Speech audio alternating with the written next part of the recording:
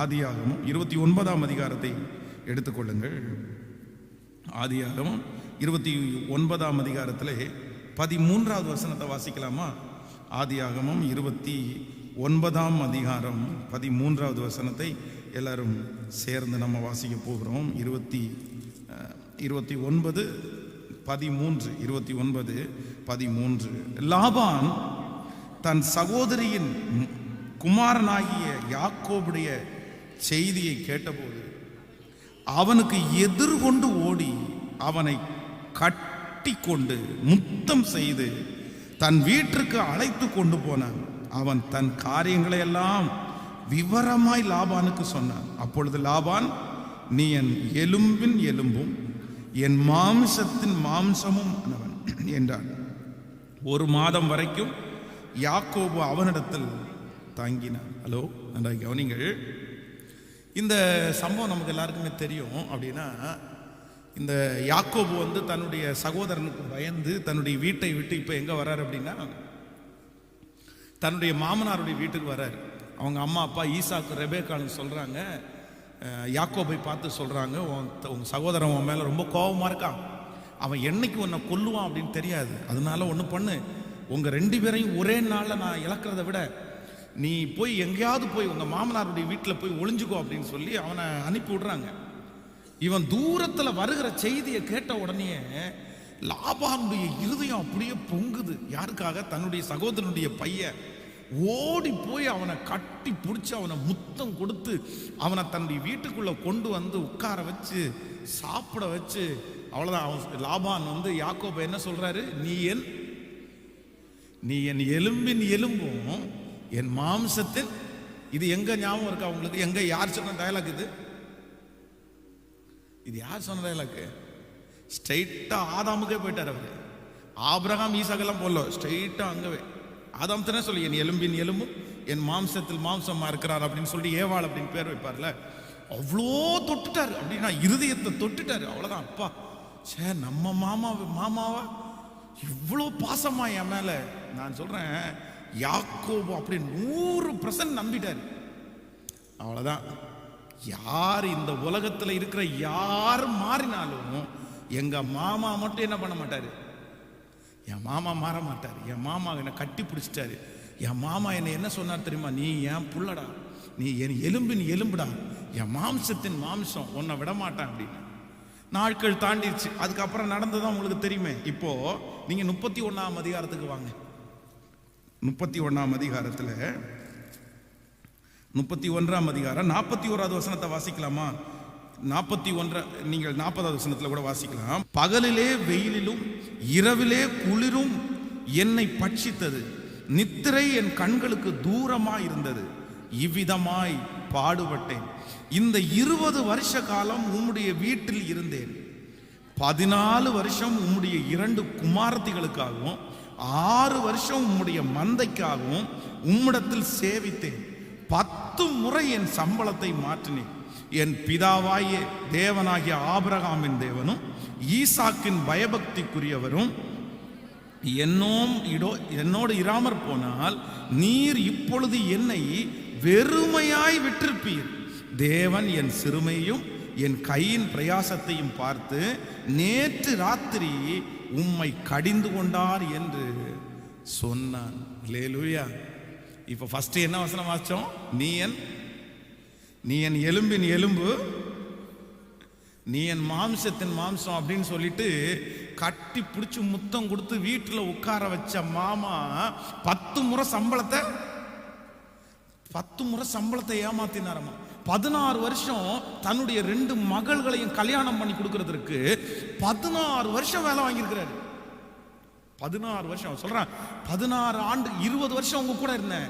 இந்த 16 வருஷம் 2 பிள்ளைகளை எனக்கு அதுவும் நான் கேட்ட பொண்ணை கல்யாணம் பண்ணி கொடுக்குறேன்னு சொல்லி 7 ஆண்டுகள் என்ன வேலை வாங்கிட்டு அந்த பொண்ணை கொடுக்காம எனக்கு பிடிக்காத பொண்ணை கொடுத்துட்டு என்ன சொன்னீருன்னா, இந்த பிள்ளைய கல்யாணம், எனக்கு மூத்தவ இருக்கும்போது சின்னவளை கல்யாணம் பண்ணி கொடுக்கறது எங்க ஊருடைய வழக்கம். அதை அப்பவே சொல்லியிருக்க வேண்டியதானே. சொன்னாலாவது நான் வேற ஏதாவது பிளான் பண்ணியிருப்பேன்ல. ஏமாத்துனீங்க, சரி ஓகே நான் விட்டுட்டேன். நான் நேசித்த பொண்ணு எனக்கு வேணுன்றதுக்காக திரும்ப 7 ஆண்டுகள் நான் உங்களுக்காக வேலை செஞ்சேன். இப்படி 14 வருஷம் அப்படி பாடுபட்டேன். அதற்கு பிறகு இருக்கிற 6 வருஷத்துல எவ்வளவோ பாடுபட்டும் என் சம்பளத்தை 10 முறை நீங்க மாத்துனீங்க. இப்பவும் நீங்க என்ன எப்படி அனுப்பியிருப்பீங்க? என்ன வெறுமையா அனுப்பியிருப்பீங்க. ஆனா நான் ஆராதிக்கிற கர்த்தர், என் தகப்பனுடைய பயபக்திக்குரிய கர்த்தர் என் கூட இருந்ததுனால நீங்க என்ன இப்ப அனுப்புனீங்க. அப்போ ஆண்டவருடைய பிள்ளைகளே, மனுஷனை ஏன் நம்ப கூடாது அப்படின்னா, எப்பேற்பட்ட மனுஷனும் ஒரு நாள் மாறுவான். பக்கத்துல கையை பிடிச்சி சொல்லுங்க, முடியலன்னா கூட பார்த்து கூட சொல்லுங்க, நீங்க நம்புற மனுஷன் ஒரு நாள் மாறுவான். யாரும் மாறுவார்கள், யாரா இருக்கட்டும். நீங்க சொல்லலாம் 100% எழுதி சைன் போட்டு முத்திரையை குத்தி, நான் சொல்றேன் பாஸ்டர், யாரு மாறினாலும் இவன் மட்டும் மாறவே மாட்டான் பாஸ்டர். அவன் கண்டிப்பா மாற மாட்டான். அவன் யாரு? எத்தனையோ டைம் நான் டெஸ்ட் பண்ணி பார்த்துட்டேன். ஐயோ, அவன் மாற மாட்டான். நான் சொல்றேன், இந்த மாமனாரை விட நல்ல மாமனார் வேற யாருங்க இருப்பா? அந்த மாமனாரே மாறி, அதுவும் சொல்றாரு, நான் கர்த்தர் மட்டும் என் கூட இல்லைன்னா நீ என்ன எப்படி அனுப்பியிருப்ப? வெறுமையா அனுப்பியிருப்ப. அவ்வளவு மோசமான அவங்க மாமனாரு. ஆரம்பத்துல பாத்தீங்க அப்படின்னு சொன்னா, பையன் ரோட்ல வர்றதுக்கு முன்னாடியே போய் ஓடி போய் கட்டி பிடிச்சு அவ்வளோ சந்தோஷமா கூட்டிட்டு வந்தவர். அப்போ மனிதர்கள் கண்டிப்பாக என்ன பண்ணுவாங்கன்னா, யாரும் மாறுவார்கள், எந்த மனுஷனும் மாறும். ஸோ மனுஷனை நம்பக்கூடாது. நான் மனுஷனை நம்ப மாட்டேன். ஏன் அப்படின்னா, எல்லா மனுஷனும் மாயை. நாசியிலே சுவாசம் இருக்கிற மனுஷன் எல்லாருமே மாறுவாங்க. அப்படின்னா செத்த பிணத்தை தவிர வேற எல்லா மனுஷனும் மாறுறதுக்கு வாய்ப்பு. பாஸ்டர் மாறுவாரா? என்னாச்சு, மாறுவாரா? மாறுவாரா? மாற மாட்டாரா? சுவாசம் இருக்குல்ல, மூச்சு போயிட்டு இருக்குல்ல, கண்டிப்பா மாறுவாரு. பாஸ்டர் மாறுவாரு, அப்பா மாறுவாங்க, அம்மா மாறுவாங்க, யாரா வேணாலும். ஐயோ, இயேசு கிறிஸ்துவினுடைய பக்கத்துல இவர் உட்கார்றாங்க, இவர் பயங்கரமா தீர்க்க தரிசனம் சொல்லுவாருங்க, இவங்க பயங்கரமா ஜெபம் பண்ணுவாருங்க. யார் மாறினாலும் இந்த தீர்க்கதரிசி கண்டிப்பா மாற மாட்டாரு. இல்ல இல்ல, கர்த்தர் சொல்லிட்டு அந்த இடத்துல தீர்க்கதரிசி மாற மாட்டாரு, பாஸ்டர் மாற மாட்டாரு அப்படின்னு சொல்லல.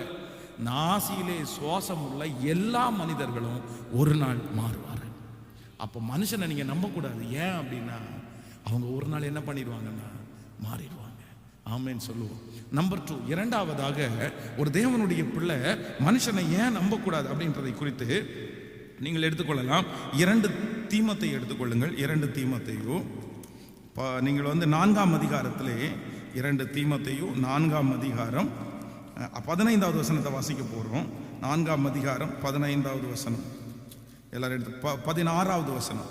நீங்கள் 2 தீமோத்தேயு 4ஆம் அதிகாரம் 16வது வசனம். நான் முதல் விசை உத்தரவு சொல்ல நிற்கையில் ஒருவனும் என்னோடு கூட இருக்கவில்லை.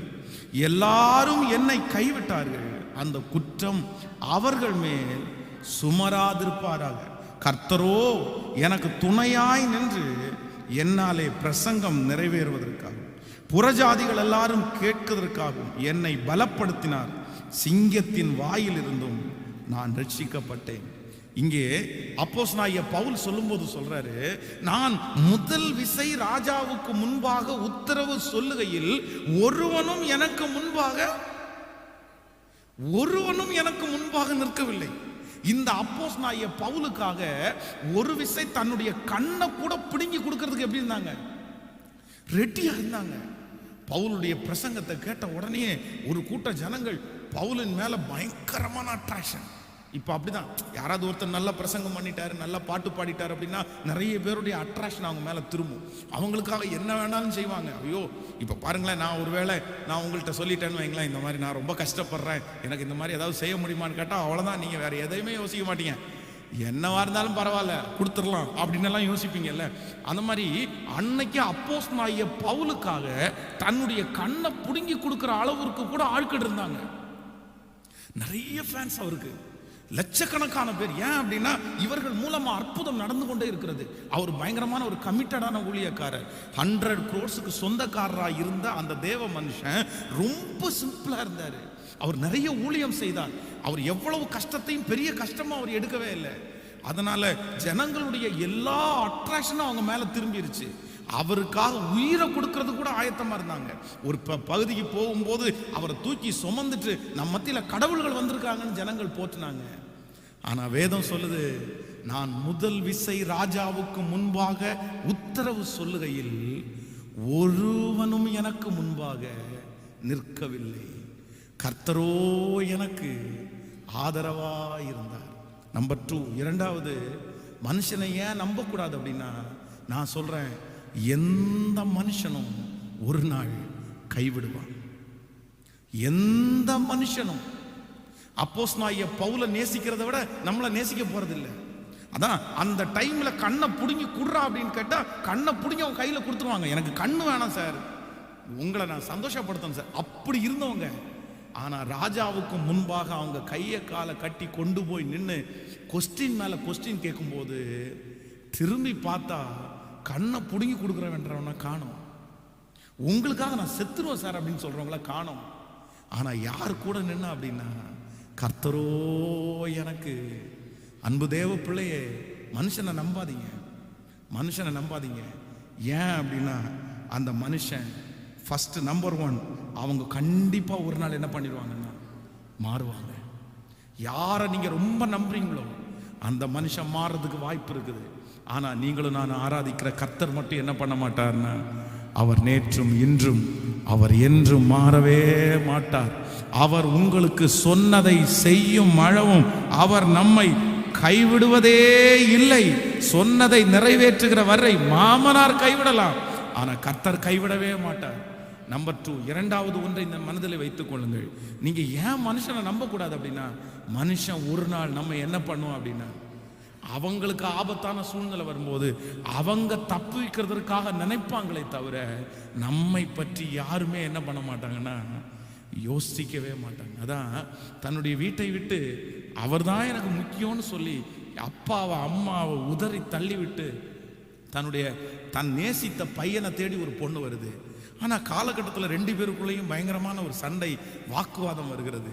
அந்த வாக்குவாதம் வரும்போது அந்த பையன் தன்னை காப்பாற்றிக்கணுன்றதுக்காக, தான் மேலே யாரும் குற்றம் சுமத்தக்கூடாதுன்றதுக்காக தான் நேசித்து தன்னுடைய வீட்டை விட்டு வந்த மனைவியை பார்த்து, இவ ரொம்ப தப்பா நடந்தா, இவ ரொம்ப தப்பான ஆளு அப்படின்னு அந்த புள்ள பேர்ல ஒரு பொய்ய சொன்ன உடனே தாங்கவே முடியாம அந்த பொண்ணு போய் அப்படியே தற்கொலை பண்ணி மாண்டிக்கிச்சு. நான் இனி உயிரோடு இருக்க மாட்டேன், நான் உயிரோடு இருக்க மாட்டேன், யார் வேணாலும் கைவிடுவாங்கன்னு நினைச்சேன். ஆனா நீ கைவிடுவேன்னு நான் ஒரு % கூட நான் யோசிக்கல. பட் நீ என்னை கைவிட்டுட்ட, எனக்கு நீ வாழ்க்கை வேணான்னு சூசைட் பண்ணிட்டாங்க. ஆண்டவருடைய பிள்ளைகளே, இந்த வார்த்தையை யாருக்காக ஆண்டவர் பேசுறாருன்னு தெரியல. ஆனா உங்களை ரொம்ப பயபக்தியாய் உங்களை அன்பாய் கேட்கிறேன். நீ நம்பி இருக்கிற ஒரு நபர், நீ ஆண்டவர் வேண்டான்னு நம்பி இருக்கல்ல, அப்பா வேண்டாம், அம்மா வேண்டாம், மனைவி வேண்டாம், பிள்ளைங்க வேண்டாம், சொந்தங்கள் வேண்டாம், இந்த மனுஷன் என் கூட இருந்தா போதும், நான் சாகிற வரைக்கும் வாழ்ந்துருவேன்னு எல்லாரையும் வெறுத்து, எல்லாரையும் உதறி தள்ளி, எல்லாரையுமே பகைச்சிட்டு அந்த ஒரு மனுஷனை தேடி போறீங்கல்ல, அந்த மனுஷன் கண்டிப்பா ஒரு நாள் கைவிடக்கூடிய சூழ்நிலை உண்டாகும்.